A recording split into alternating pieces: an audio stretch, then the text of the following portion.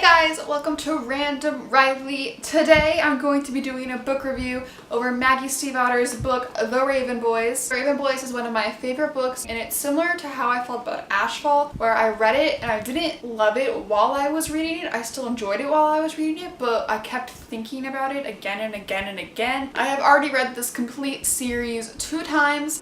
There's The Raven Boys, which is the first one, The Dream Thieves is the second one, Blue Lily, Lily Blue is the third one, and The Raven King is the fourth one. And then I recently reread them over spring break because I could not stop thinking about them and I ran out of Pinterest pins. The Raven Boys follows 5 characters. There is Blue, who is our only female main character in this story. There's Gangsy, there's Noah, there's Adam, and there's Rowan. All of Blue's families are psychic, but she is an amplifier that if she's in a room with another psychic, it will boost their psychic abilities. And every true psychic that has ever come up to Blue has told her that when she kisses her true love, she will kill him. So the story really starts when one day Blue and one of her aunts go to a church on St. Mark's Eve. Now, St. Mark's Eve is a night all the spirits that are going to die this year will cross over into the afterlife sort of thing. So Blue goes there with her psychic aunt so that she can boost her psychic aunt's ability so that she can see and talk to the ghosts more clearly. For the first time, when Blue is there, she sees a boy.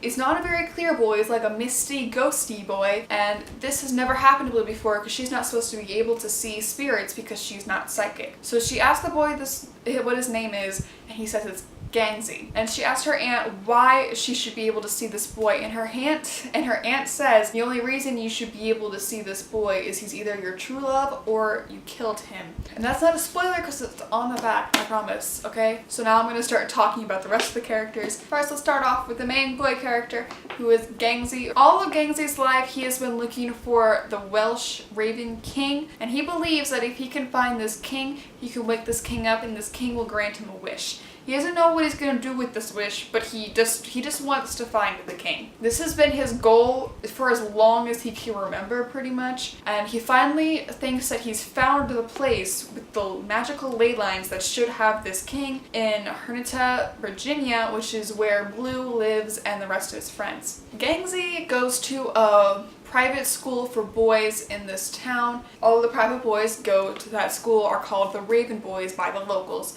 And he is a rich son of a politician. He drives around an old orange Camaro that breaks down all the time, and he calls it the pig. Supernatural and Maggie Stiefvater books have brought so much knowledge of cars that I wouldn't have before. And when he first comes to Hernitta, he makes a friend, which is Rowan. Rowan is like this badass farmer guy. I don't know how to explain Rowan.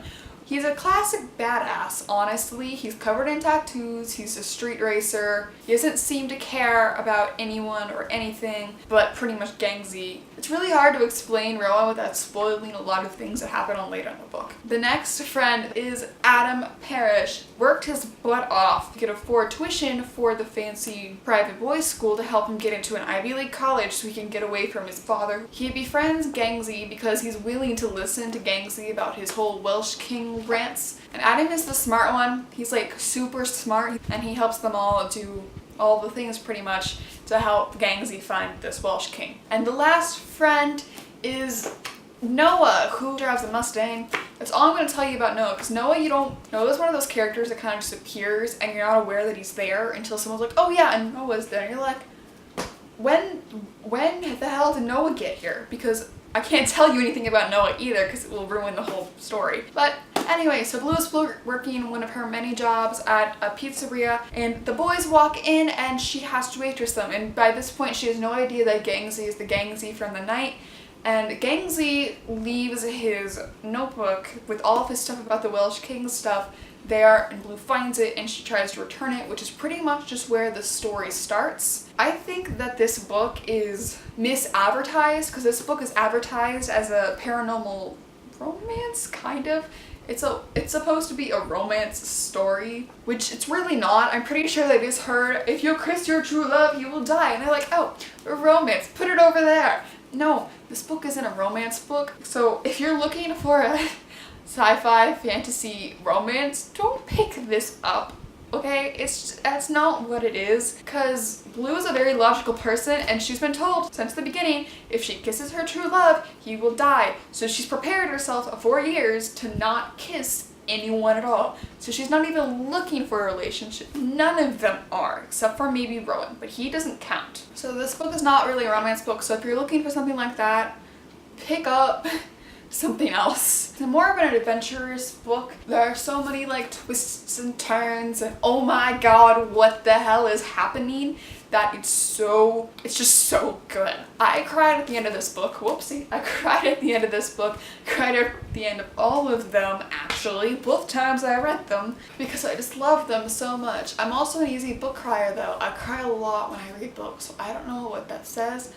But it's just, there are so many emotions that come in with this book. You're just like, this is a Maggie Stiefvater book, which is why these books are kind of like split down the middle. People who like them and they don't like them. It's because Maggie Stiefvater's writing is very odd and you have to be in the mood to read a Maggie Stiefvater book, which is great because I love her writing style. My favorite character in this first one, Blue or Gangsy, they're both really good characters. Overall, my favorite character is Rowan throughout the whole series, but in this one he doesn't get a lot of character development. In the rest of them, he gets a whole lot of character development, so that's why I really like him. I'm gonna get into a spoilery section to talk about some of the key things in this book, so if you don't want to be spoiled, go. Leave. I'm looking at you. Don't. Just go. Bye. I know you haven't read it yet. Just leave. Just leave.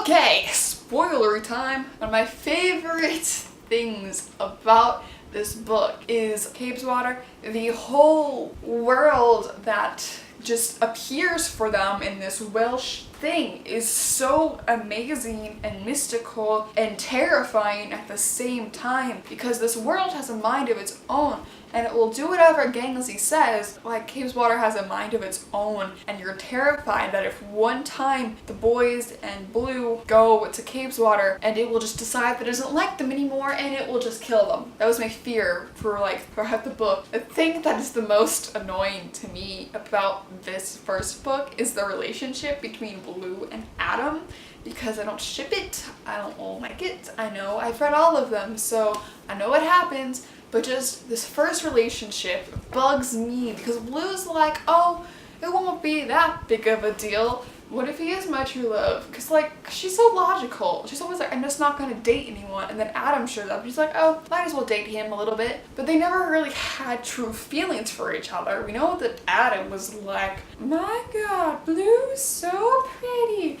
And Blue was like, well, Adam's here and he's male. I just wish that they didn't have to have that romantic relationship part in there.